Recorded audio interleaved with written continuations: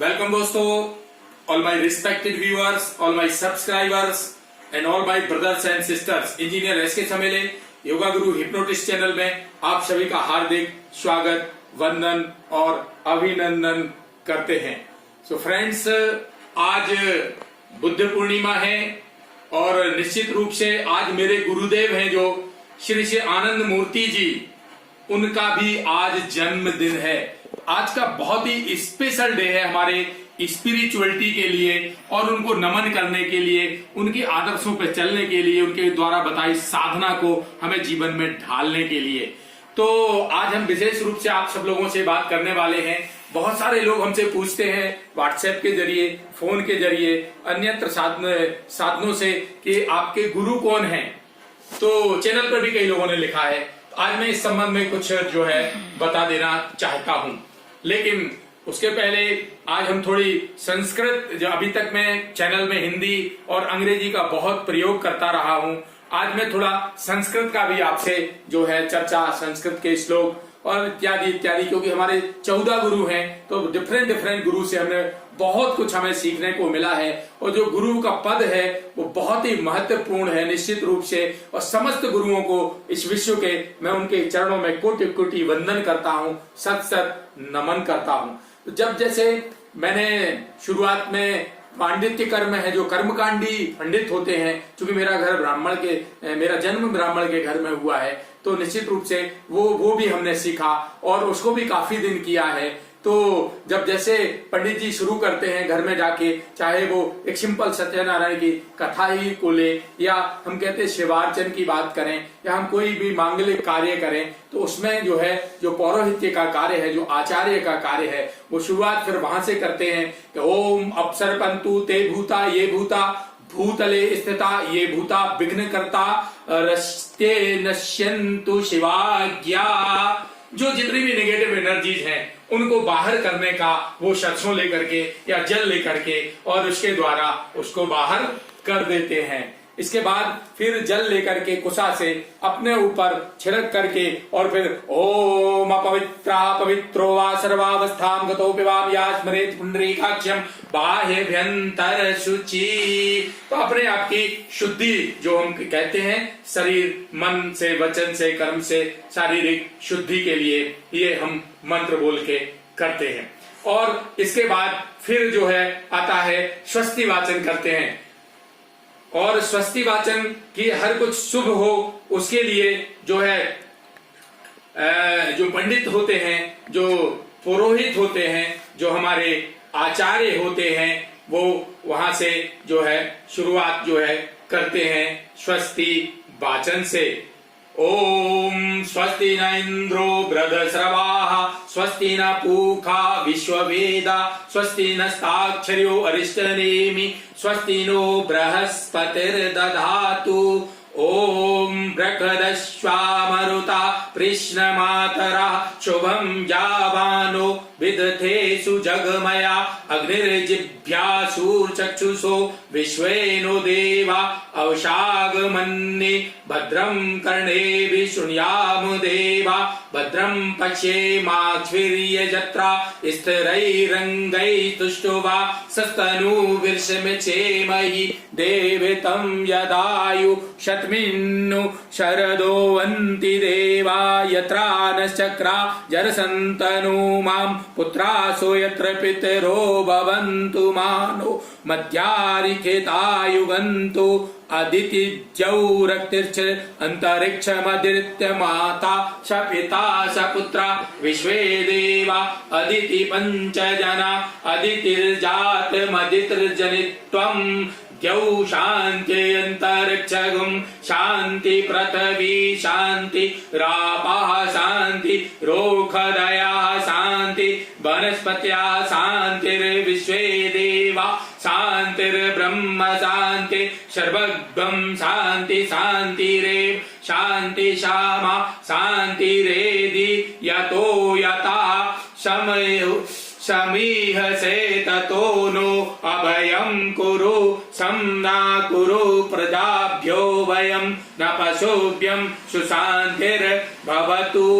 तो ये स्वस्ति वाचन से जो है शुरुआत होती है। आज चूंकि गुरु पूर्णिमा हमारे गुरुदेव जी का जन्म, बुद्ध पूर्णिमा, भगवान बुद्ध जिन्होंने कि विश्व के तमाम देशों में एक योग दर्शन जो दिया है, जो भगवान बुद्ध का दर्शन है, वो आज सारी दुनिया जो है मानती है। तो उसको लेकर के तो मैंने भी चूंकि पांडित्य कर्म भी पहले किया है, तो इस क्षेत्र के भी निश्चित है हमारे एक गुरु रहे। 14 गुरु के बारे में जो मुख्य है, मैं उनके बारे में आपको आज जो है बताना चाहूंगा।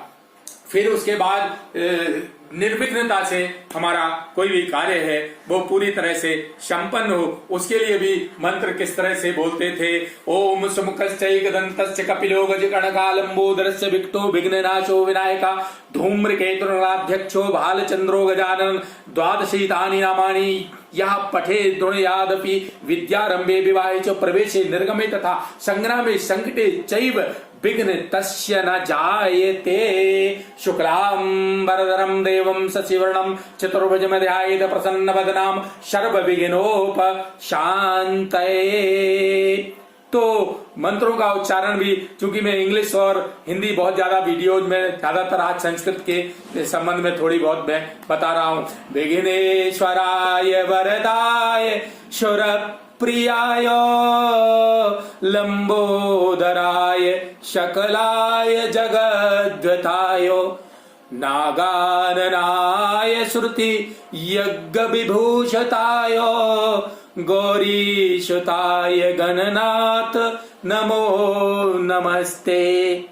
तो हमने पांडित्य कर्म भी किया है, उसके भी हमारे एक गुरु हैं। निश्चित रूप से उनको मैं कोटि कोटि वंदन करता हूँ, प्रणाम करता हूँ। और जब मैं मंत्र बोलता था कई जगह, तो लोग सोचते थे इंजीनियर आदमी होकर के शादी ब्याह में या कहीं शिवार्चन में कहीं मंत्र जो है बोलते थे, तो लोगों को लगता था कि ये इंजीनियर साहब पंडित जी कहाँ से बन गए हैं। तो उसमें पूजा जो है षटकर्म कहना चाहिए, षोडशोपचार विधा पंचोपचार विधि से जो पूजा की जाती रही है। वनस्पतिर्सोद्भूतो गंधाढ्यो गंधोत्तमा आग्रेया सर्वदेवानां धूपोऽहं प्रतिगृह्यताम् मंदार पारिजातानि पाटली केतकानि चो जाति चंपक पुष्पाणि ग्रहणे मानि शोभने माल्यादीनि सुगंधिनी मालित्यादीन वै प्रभु मया हितार्थम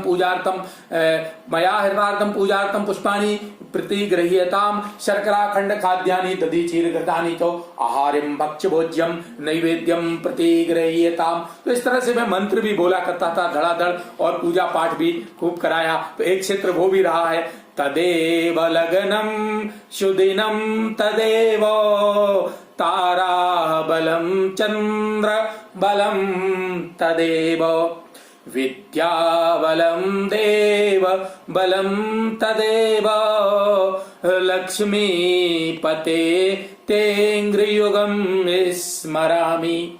तो ये संस्कृत का थोड़ा आज मैंने अपना परिचय आप लोगों के सामने पहली बार करा रहा हूँ, क्योंकि ब्राह्मण होने के नाते। वैसे तो जन्म जायते शुद्ध संस्कारा द्विजुचिते वेद पाठम भवेद विप्रा ब्रह्म जानाति सा ब्राह्मणा। जो ब्रह्म को जानने के पथ पे लगा हुआ है, वो कोई भी कास्ट का क्यों ना हो, वो ब्राह्मण बन सकता है उच्च कर्मों के द्वारा। तो आज मैं गुरुदेव भगवान की आज वंदना करता हूँ। श्री श्री आनंद मूर्ति जी जो हमारे आध्यात्मिक, हमारे मोक्ष प्राप्ति वाले जो गुरुदेव हैं, उनको मैं आज वंदना करता हूँ। और आप बार बार पूछते हैं आपके हिप्नोटिज्म के कौन गुरु हैं, तो हिप्नोटिज्म के 1990 में जहाँ सीखा मैंने, परम पूज्य डॉक्टर नारायण दत्त श्रीमाली साहब जोधपुर के जो है तंत्र मंत्र यंत्र विज्ञान के सम्राट, और उनका आध्यात्मिक नाम है जो परम पूज्य स्वामी निखिलेश्वरानंद जी। उन्होंने सिद्धाश्रम में बहुत सारी साधनाएं की हैं। तो मैं उनकी वंदना में बोलना चाहूंगा।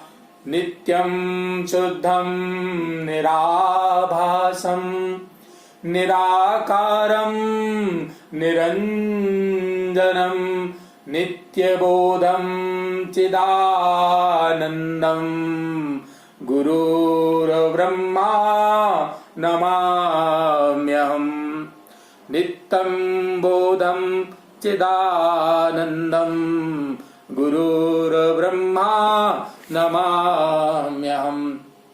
एकं नित्यं विमलमचलं तत्त्वमस्यादिलक्ष्यं भावातीतं त्रिगुणरहितं सद्गुरुं तं नमामि।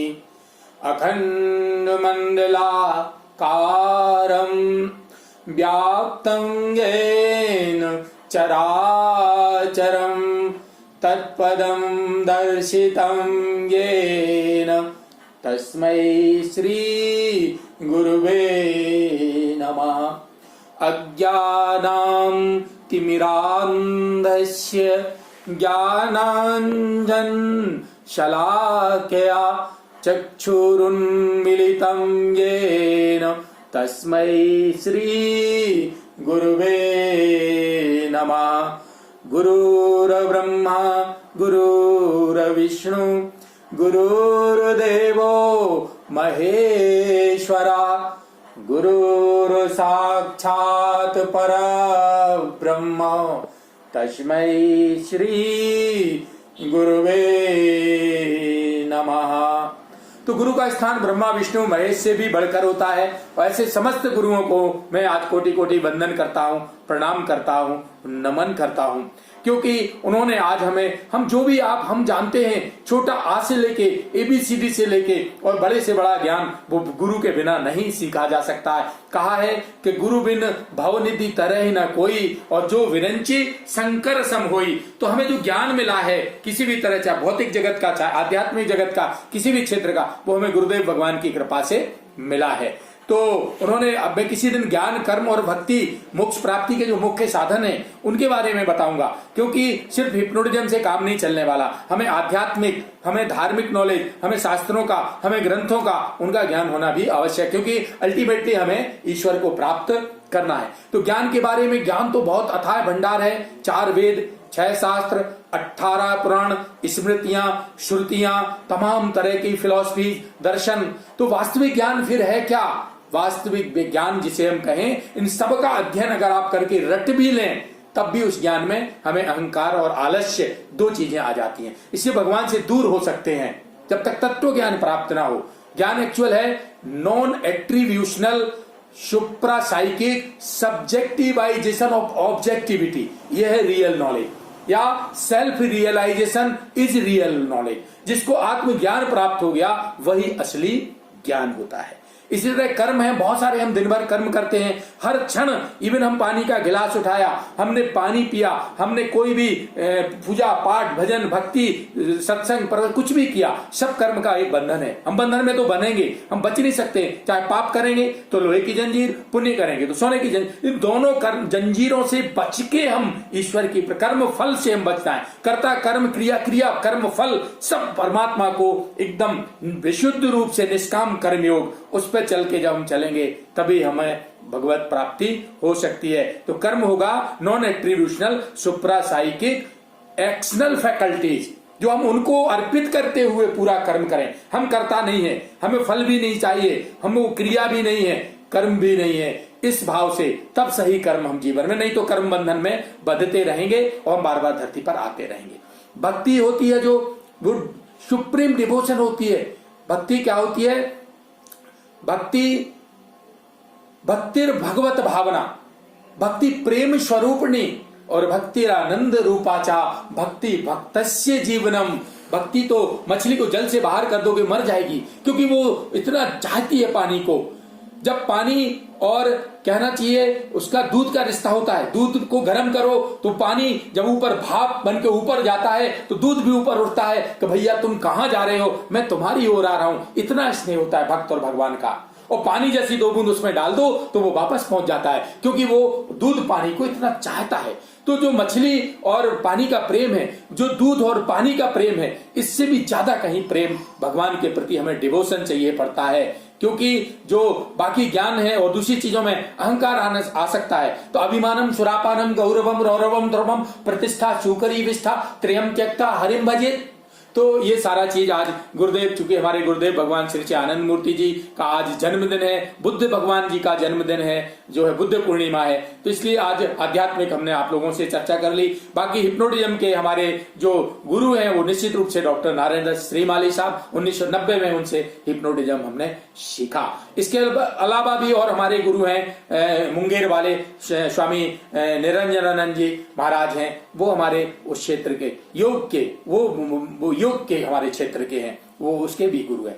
तो शुरुआत में सन 1978 में हमने महाराज जी सतपाल जी महाराज जी से दीक्षा जब ली, तो हमारे वो भी एक गुरु है। तो पंडित श्री राम शर्मा आचार्य जी से गायत्री दीक्षा ली, वो भी एक गुरु। तो डिफरेंट स्वामी परम पूज्य विशुद्ध सागर जी महाराज, वो भी हमारे एक गुरु है। तो हमारे 14 गुरुओं में डिफरेंट हमारे गुरु हैं, जिनका हमने आज आपको थोड़ा आपको हमने बताना चाहा, क्योंकि बहुत लोग पूछते हैं कि आपके गुरु कौन है, तो गुरु के बारे में बताना जरूरी था।